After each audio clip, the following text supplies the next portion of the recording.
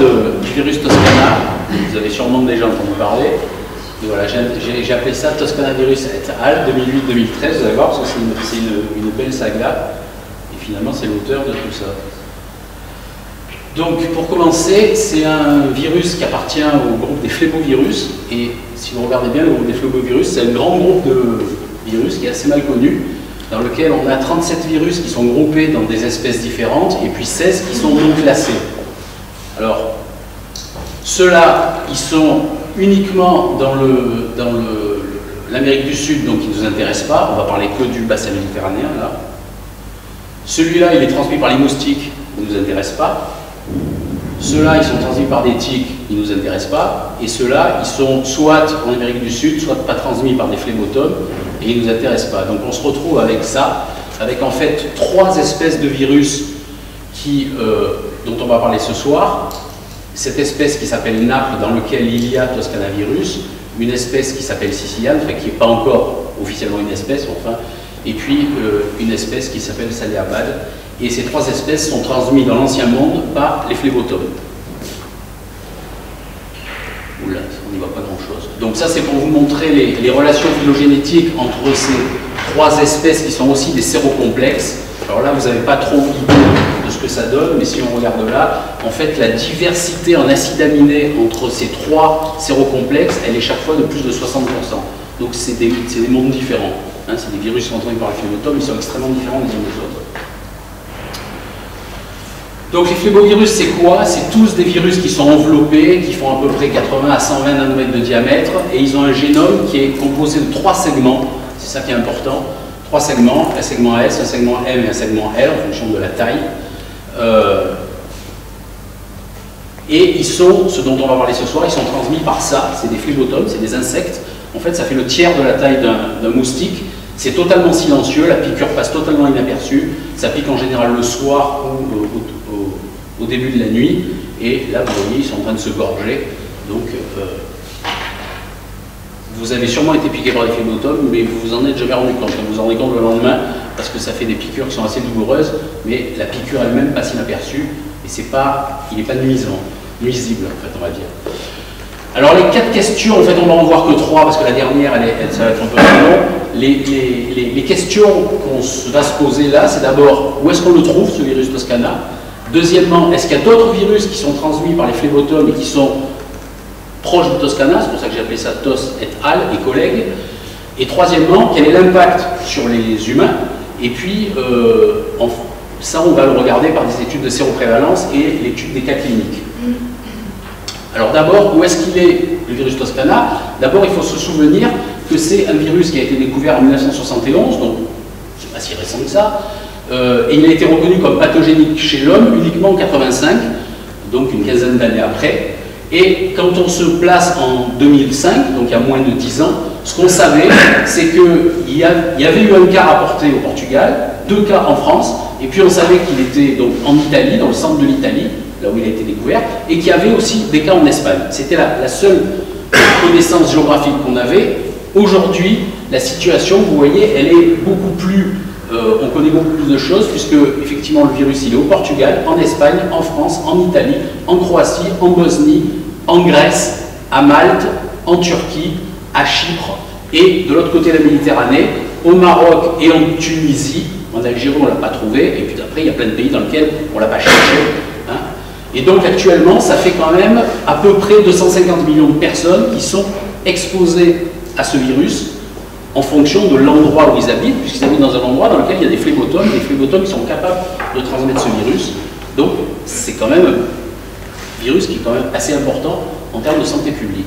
Alors les 2 vecteurs, c'est Phlebotomus perfilievi, qui vous voyez et touche plutôt, on va voir principalement des données sur l'Europe, touche plutôt l'Europe de l'Est, on va dire, c'est-à-dire le centre et l'Est, et puis Phlebotomus perniciosus qui nous intéresse parce qu'il est fréquent dans le sud de la France. Et vous voyez que quand on prend ces 2 vecteurs, eh bien, en fait on couvre tout le sud de l'Europe et également le sud du bassin méditerranéen, mais là on n'a pas de données parce que c'est des données européennes, donc on n'a pas de données en dessous.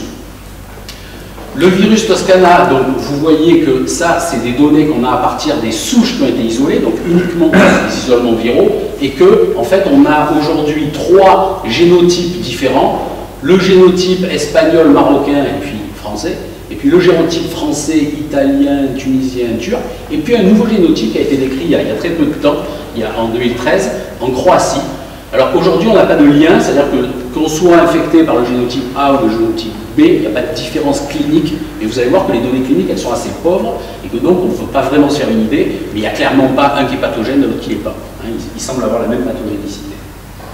Donc la deuxième chose, donc ce virus, il est quand même très prévalent. La deuxième chose, c'est est-ce qu'il y a des virus, est-ce qu'il a des petits copains, est-ce qu'il a d'autres virus qui sont transmis par les phlébotomes et qui sont proches de lui, des cousins, etc.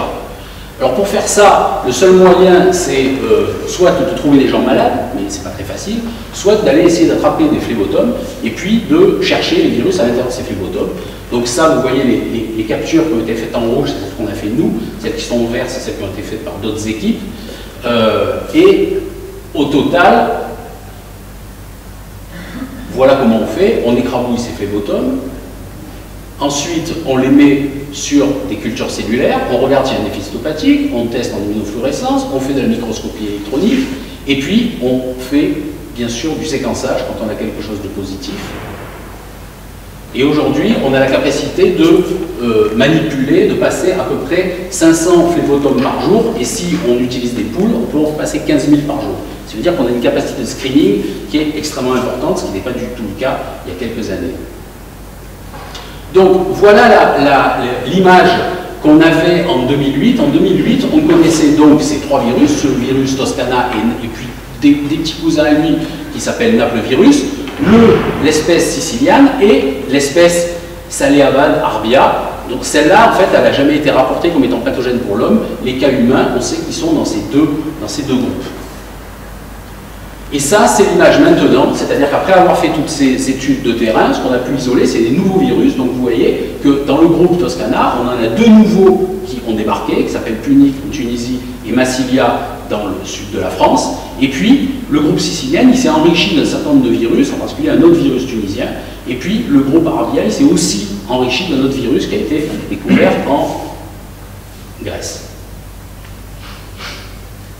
Donc tous ces virus, une grande partie d'entre eux ont été isolés, et bien sûr, la seconde chose, c'est de dire maintenant, on va essayer de les séquencer, et donc,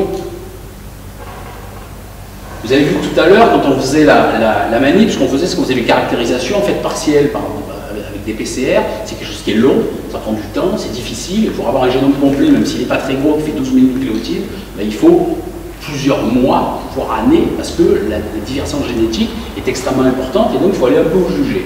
Et puis il y a un nouvel outil qui a débarqué, maintenant vous connaissez, qui est le séquençage de nouvelle génération. Et donc en utilisant ça, alors aujourd'hui on n'a pas encore la maîtrise totale de l'outil, c'est-à-dire qu'on ne peut pas avoir le génome complet d'un coup comme ça, mais ça améliore considérablement les choses. Vous voyez que le virus Toscana, sur les virus qu'on a isolés de France, on a eu la totalité du génome, à part un petit bout là, il suffit de prendre 2 primers de PCR et on comble. Donc on a eu le génome complet sur ce virus. Massilia, c'est une erreur de truc, mais c'est la même chose. On a eu le génome complet. Ensuite, les virus de Tunisie, ben, on a trouvé du Toscana en Tunisie, c'est pareil, on a eu le génome complet. Punic virus, on n'a pas le génome complet, mais vous voyez que tout ce qui est en rouge, c'est ce qui nous manque. Il suffit de faire en fait des primers de PCR traditionnels et puis combler les trous. Hein. D'autres virus de Tunisie, ben là, la Tunisie c'est une bonne terre de chasse. Donc un virus qui est proche du groupe Arbia, un autre virus qui est totalement nouveau, celui-là. Et puis en Iran, on a aussi de nouveaux virus. Alors ceux-là, ça fait pas longtemps qu'on les a isolés, donc bien sûr, on n'a fait qu'une manip. Donc on n'a pas énormément de données, enfin on a quand même 45% du génome, alors que jusqu'à maintenant, avant d'utiliser cet outil, on se basait pour le caractériser sur un morceau qui faisait 250 nucléotides, sur 12 000. Là maintenant on a quand même, sur 12 000 on a 43%, donc on a au moins 5 000 nucléotides, donc on a une meilleure connaissance du génome. Pareil pour un virus de Turquie, toujours pareil. Et puis des virus d'Italie, on collabore avec les Italiens, et vous voyez qu'ils nous ont envoyé du matériel, on n'a pas le virus nous, mais on a réussi à avoir pas mal de choses. Donc ce qu'on peut dire maintenant, c'est que le virus Toscana, il est extrêmement vaste en termes de territoire d'occupation, mais il a plein de petits copains à côté de lui, hein, qui sont proches ou moins proches de lui, et donc ça va poser un problème, Parce que quand on fait des études de séroprévalence, c'est le troisième point, c'est finalement, est-ce que ça infecte l'homme? Est-ce que ça le rend malade, etc. La première chose, vous voyez, c'est des études qui datent de 2007-2008.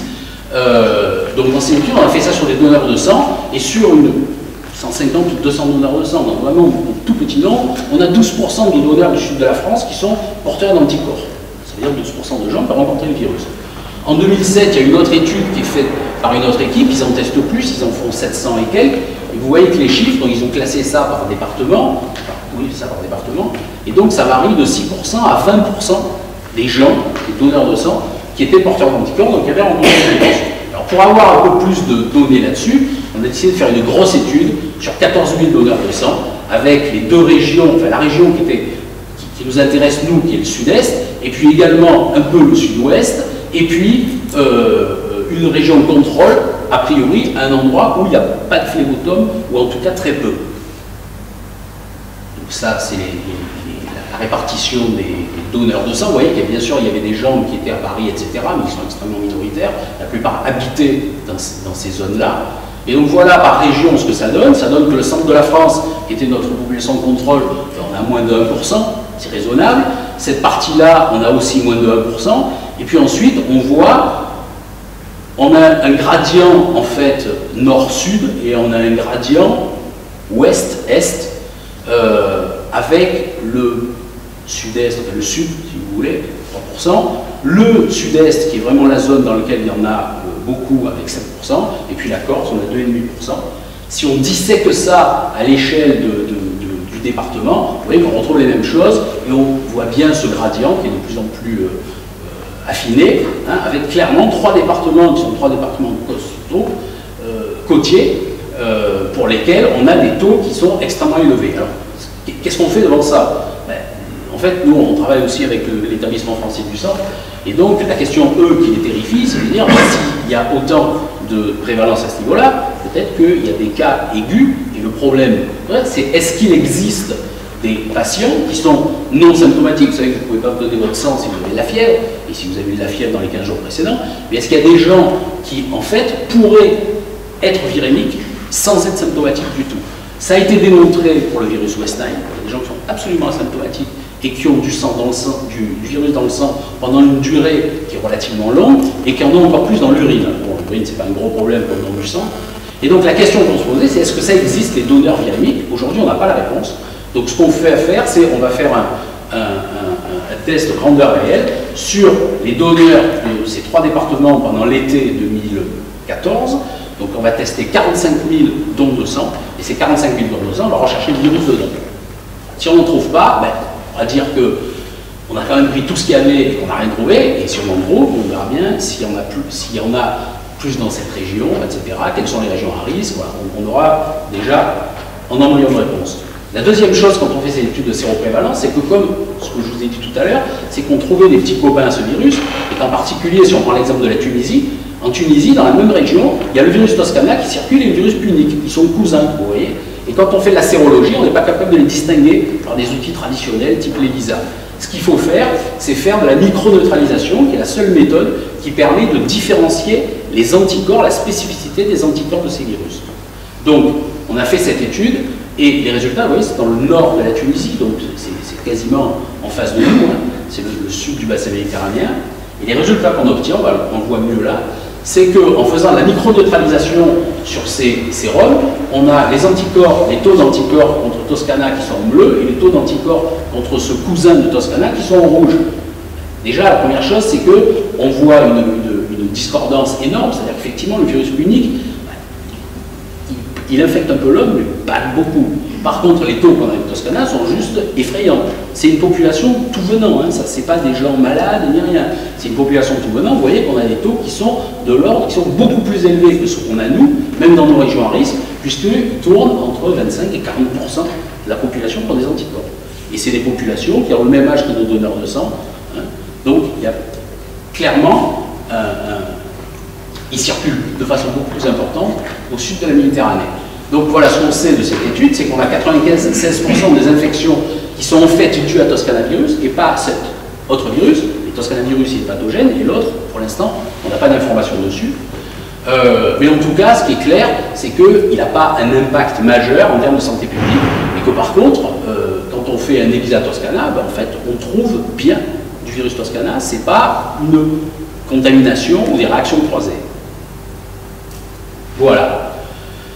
Donc, tout ça n'est possible que par la collaboration avec toutes ces équipes, vous voyez, la Tunisie, Alger, Paris, Téhéran, etc., tout ça dans le cadre un peu de l'infectiopole, la Turquie. Et voilà. Merci.